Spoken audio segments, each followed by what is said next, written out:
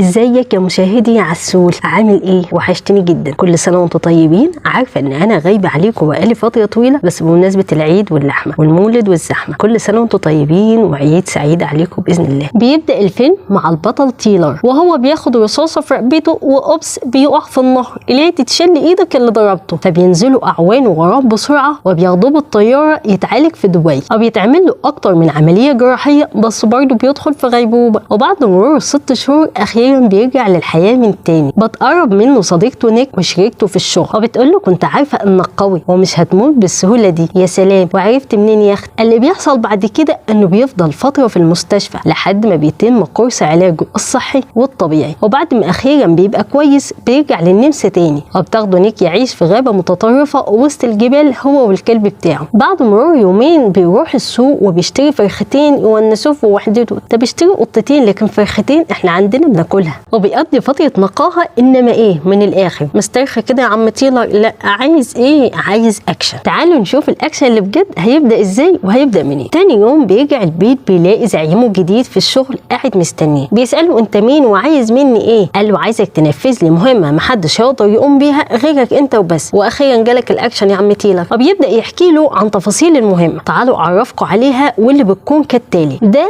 زور تاجر مخدرات وزعيم عصابه كبير، وده اخوه ديفيد، اكيد برضه دراعه اليمين وشريكه في الشغل، مش معقول هيكون دكتور يعني. وهم اطفال قامت حرب قويه في جورجيا، وشافوا مناظر دمويه وعنف وقسوه فظيعه. وقتها قدروا يهربوا من البلد لعند عمهم في ارمينيا، وافتكروا انهم اخيرا هيرتاحوا من كل المعاناه اللي كانوا عايشين فيها. بس للاسف من سوء حظهم المقندل قامت حرب اهليه برضه في ارمينيا، وعاشوا نفس العذاب مره تانية. والحقيقه ان بسبب كل العذاب اللي عاشوه ده اتحولوا من اطفال بريئه الى اشخاص عنيفه كلها خشونه وقسوه، اللي هي زمان ما سبتناش ابريه. ومع مرور الوقت والزمن اصبحوا اكبر عصابه في تجاره الهيروين. طيب بس كده؟ طبعا لا، ده كمان هم اللي بيدوروا البلد وبيتحكموا في السياسيين، والحكم اللي بيجي من فوق بيبقى صادر من عندهم هم، يعني عصابه من الاخر. ومن كام سنه ديفيد اتقبض عليه ودخل السجن احسن، وحاليا اتضاعفت عقوبته ل10 سنين كمان. بس الحقيقه في الفيلم ما قالوش السبب ايه، فقرر ياخد مراته واولاده الاثنين يعيشوا معاه جوه السجن. ايه الجبروت ده؟ وبما ان مرات ديفيد تبقى اخت طليقه تيلر اللي اسمها ميا، فاذا ميا هي اللي بعت الشخص ده لتيلر علشان ينقذ اختها واولادها من جوزها اللي حابسهم معاه في السجن. فهمتوا حاجه؟ لا، خليني اشرح لكم ببساطه. مرات ديفيد وطليقه تيلر اللي اسمها ميا يبقى اخوات، وبما ان ميا وتيلر انفصلوا فبعتت له الشخص ده وطلبت منه ينقذ اختها ويهربها هي واولادها من جوه السجن وينقذها من بين ايدين الوحش المريض اللي هو جوزها ديفيد. وبما ان كل التفاصيل دي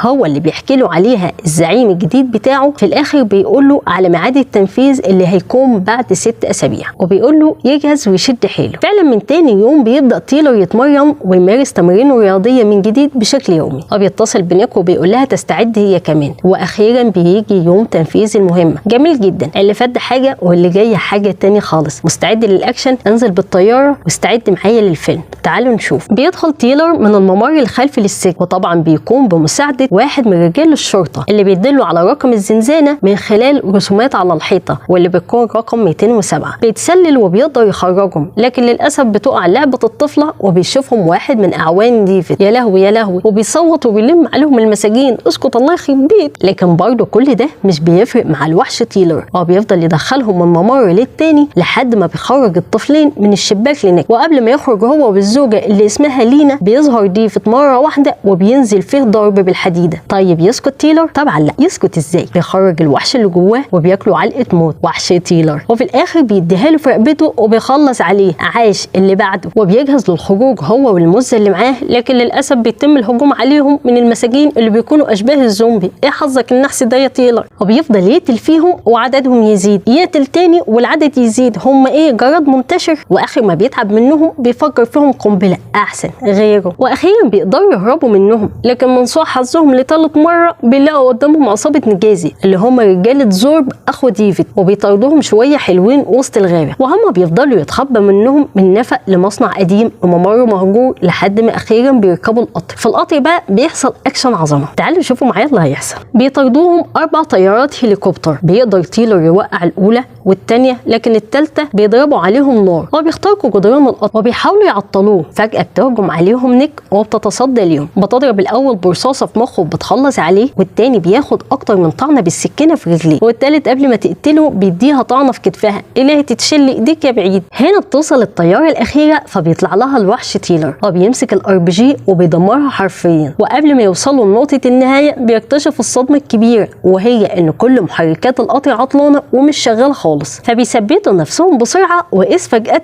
بيصطدم القطر وبيتقلب بيهم. طيب ايه اللي بيحصل بعد كده؟ اللي بيحصل بعد كده انهم بيخرجوا من القطر كويسين عادي جدا، ما فيهمش اي حاجه، ما عدا الطفله النونو دي هي اللي بتصاب اصابه خفيفه في ايديها. طيب الحمد لله. وفي الطريق بيسال ساندرو والدته فين بابا وليه ما جاش معانا. بتحاول تتجاهل الرد على سؤاله اكتر من مره، بس هو بيتعصب عليها وبيسالها تاني، وبكده بيقدر يفهم ان باباه اتقتل واللي قتله يبقى تيلر. بيقرب منه من شده حزنه وزعله على ابوه بيضربه، فبيهديه تيلر وبيقول له انه لو ما كانش قتله كان هو هيقتل امه. بيركبوا طيارتهم الخاصه وبيرجعوا بيها على النمسا، وفي الطريق بتشتعل نار الغل والانتقام داخل ساندرو. واضح قوي انك طالع لابوه. هو بيمسك التليفون وبيتصل على عم الزور وبيساله فعلا والدي كان عايز يقتل امي؟ قال له اكيد هي اللي قالت لك كده، وبيكذب عليه. ده غير انه بيشوه صوره امه في نظره، وبيقول له كمان انه والده عمل كده واخدهم معاه السجن عشان كان خايف عليهم وعايز يحميهم من اعدائه. ده غير ان امهم كانت عايزه تاخدهم وتهرب بيهم زمان. وبيفضل يضغط عليه ويوقعه في الكلام لحد ما بيقدر يعرف منه هم فين. الله يخرب بيتك. بيجهز اسلحته والجيش بتاعه وبيتحركوا على مدينه فينيا على طول. بيدخل ساندرو يتكلم مع تيلر وبيلومه مره تاني على قتله لابوه. ما انت خلاص دمرت الدنيا، بتعاتبه ليه؟ وان ابوه كان بيحبهم جدا واخدهم يعيشوا معاه داخل السجن عشان خايف عليهم من اعدائه. طبعا معمول له غسيل مخ على الزيرو. بيوضح له تيلر افكاره المغلوطه دي كلها، وفعلا بيعرف غلطته وبيعتذر منه وبيقول له انهم جايين في الطريق. وقبل ما يخلص كلامه بتوصل عصابه نجازي واوبس بيبدا الاكشن، وبيضربوا عليهم نار وبيدمروا الشقه كلها. فبياخدهم تيلر وبينزلوا من الجراج الخلفي استعدادا للهروب من المكان. تعالوا اقول لكم بقى ساندرو عمل ايه. هرب منهم وراح لعمه جاري، فجاي وراه باز اخو نيك يمكن يقدر يلحقه. ونسيت اقول لكم ان باز ده يبقى رقم 3 من الفريق. بس للاسف ساندرو بيقدر يوصل لعمه وبيقول له امي ملهاش دخل في قتل والدي. طبعا زورب بيتضايق من كلامه ومش بيهتم ليه، وبيركبوا العربيه. بتدخل عليه نيك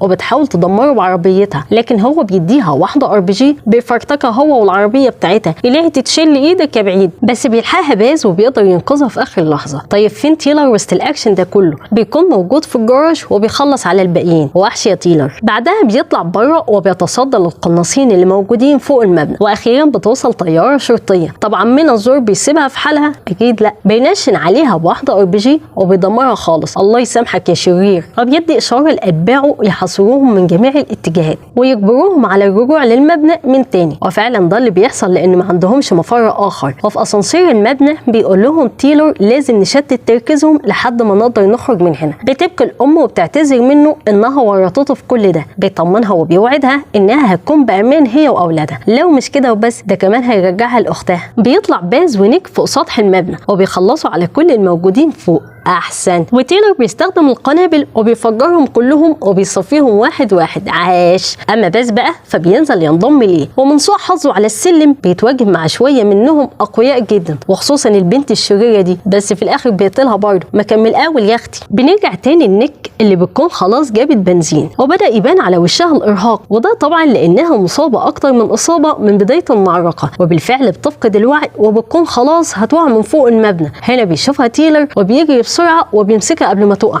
يا ريتها كانت وقعت. وبيتشعلقوا هما الاثنين في الهواء. تستاهل. في اللحظه دي بيجي الثعلب المكار اللي اسمه زورب وبيستغل الفرصه وبيديله رصاصه في ايديه. بتفوق نيك وبتضرب رصاصه في الازاز اللي هو واقف عليه فبيقع وبيتشعلق معاهم هو كمان. احسن. بيرميها تيلر بقوه داخل المبنى فبتجري بسرعه وبتلحق الام والطفله في اخر لحظه وبتاخدهم لمكان الطياره اللي بيكون فوق المبنى. بيطلعوا هما الاثنين وبيبدا بينهم الاكشن، بوكس يمين بوكس شمال وعينك ما تشوف الا النور. وفي الاخر بيضربوا تيلر ضربه قويه بيقع زورب وبيمثل انه مات. طب ما تقتلوا برصاصه بالمره وتخلص عليه، لازم يعني تعيشونا النهايات المؤلمه. وبيستعد كل الفريق لركوب الطياره وبيجي الدور على باز، لكن للاسف بيظهر زورب من وراه وبيضربوا رصاصتين في ظهره. ليه تتشل ايدك يا بعيد، ده الواد لسه صغنن. فبيلحقوا تيلر وبيركبوا الطياره، وبعد دقايق معدوده بس للاسف بيبدا يبان على ملامح باز التعب والارهاق وكانه بيدخل في غيبوبه، لكنه في الحقيقه الحقيقة بيكون بيلفظ أنفاسه الأخيرة. ورغم محاولات تيلر الكتير في إنقاذه إلا إنهم بيفشلوا وبيفقدوه، وطبعا بتنهار نيك على أخوها اللي خسرته قدام عينيها، وبتدخل في حالة انهيار حادة. قد إيه إنك تخسر أخوك ده شيء صعب جدا، وخصوصا لما يموت قدام عينيه. وفي اليوم التاني بتوصل ميا عشان تطمن على أختها لينا، بس أول ما بتنزل من العربية بتلاقي تيلر واقف قدامها، وبعد ما بتقعد معاها وبتطمن عليها بتخرج تتكلم معاه وبتعاتبه، وبتسأله ليه اتخلى عنها هي وابنها في لحظاته الأخيرة. بيقول لها إنه كان غصب عنه وكان عنده شغل ومضطر يسيبها. بس قبل ما يكملوا الحوار بيتصل عليه زور وبيقول له إنه مش قادر يرجع بلده قبل ما ياخد بطار أخوه منه. قال له طب وإيه اللي منعك ما تاخد بطاره؟ قال له خلاص تعالى لي أنا مستنيك عند الكنيسة. وبالفعل بيستعد تيلر وبيجهز أسلحته، وقبل ما يركب العربية بيلاقي نيك واقفة قدامه وبتقول له إن هي كمان عايزة تنتقم منه وتاخد بطار أخوها، بس بيمنعها من الركوب معاه خوفا عليها وعلى حياتها، وبيسيبها وبيمشي. وأول ما بيوصل عند الكنيسة بيقف من بعيد يراقب الجو والحراسة عاملة إزاي وعدد القناصين قد إيه. بيقتل القناص وبيفجر الطيارة والعربيات بتاعتهم عشان ما يعرفوش يهربوا منه. وأول ما بيدخل بيتفاجئ إن زورب ملبس ساندرو حزام ناسف. مش ابن أخوك ده ربنا ياخدك. وبيقول له ياخد منه السلاح وبعدها يقتله. بيرفع ساندرو السلاح على تيلر لكنه بيخاف ومش بيقدر يضربه بالنار. يا ابو قلب حنين. فجأة بتقتحم نيك المكان، وقبل ما تنشن عليه وتقتله بيمسك ابن أخوه وبيهددهم إنه هيقتله. ده ابن أخوك أنت مش ابن أخوهم هم. بيبص تيلر لساندرو بصة معينة وهو بيفهم على طول، ومرة واحدة بيضربه في رجليه، وللأسف بيضرب رصاصتين في صدر نيك. فبيقرب منه تيلر وبيمسكه وبيديله علقة موت. عاش ايوه بقى كده. بيقلع ساندرو الحزام الناسف وبيقرب من نيك وبيعتذر منها وهو خايف ومرعوب، وبيقول لها تسامحه عشان هو السبب في كل اللي حصل لهم ده. وكل ده